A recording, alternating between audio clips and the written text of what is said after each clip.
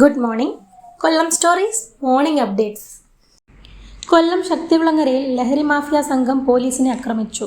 2 ഉദ്യോഗസ്ഥർക്ക് പരിക്കേറ്റു. ക്രിസ്മസ് പുതുവത്സര സ്പെഷ്യൽ ഡ്രൈവിംഗിനിടെയാണ് സംഭവം.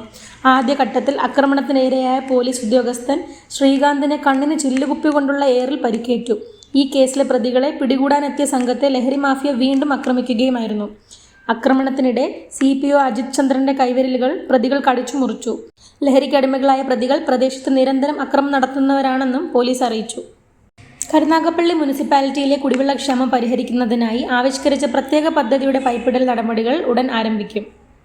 ആകെ 54 കോടി രൂപയുടെ ഈ പദ്ധതിയിൽ ആദ്യഘട്ടമായി 16.95 കോടി രൂപയുടെ പ്രധാന പൈപ്പ് ലൈൻ സ്ഥാപിക്കുന്നതിനാണ് ടെൻഡർ നടപടികൾ പൂർത്തിയാക്കിയത്.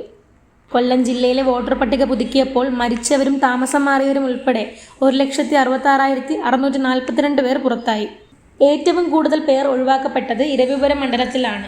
ഏറ്റവും കുറവ് കുന്നത്തൂരിലുമാണ്. കരട് പട്ടിക ഇന്ന് പ്രസിദ്ധീകരിക്കും. പേര് ചേർക്കാനുള്ള പരാതികൾക്ക് ജനുവരി 22 വരെ സമയവുമുണ്ട്.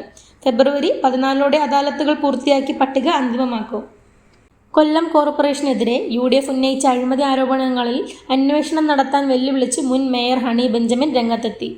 മാലിന്യ സംസ്കരണ പ്ലാന്റ് നിർമ്മാണം, ആംബുലൻസ് വാങ്ങൽ തുടങ്ങിയവയിൽ ക്രമക്കേട് നടന്നെന്നായിരുന്നു UDFന്റെ പ്രധാന ആരോപണം. NK പ്രേമചന്ദ്രൻ MPയുടെ നേതൃത്വത്തിൽ നടന്ന കുറ്റവിചാരണ യാത്രയിൽ ഈ വിഷയങ്ങൾ സജീവമായി ഉയർത്തിയിരുന്നു. തിരഞ്ഞെടുപ്പിൽ കോർപ്പറേഷൻ ഭരണം UDF പിടിച്ചെടുത്ത സാഹചര്യത്തിലാണ് ഈ വെല്ലുവിളി. ആരോപണങ്ങൾ തിരഞ്ഞെടുപ്പ് വിജയത്തിന് വേണ്ടിയുള്ളതായിരുന്നുവെന്നും ധൈര്യമുണ്ടെങ്കിൽ പുതിയ ഭരണസമിതി അന്വേഷണം നേരിടണമെന്നും ഹണി ബെഞ്ചമിൻ വ്യക്തമാക്കി.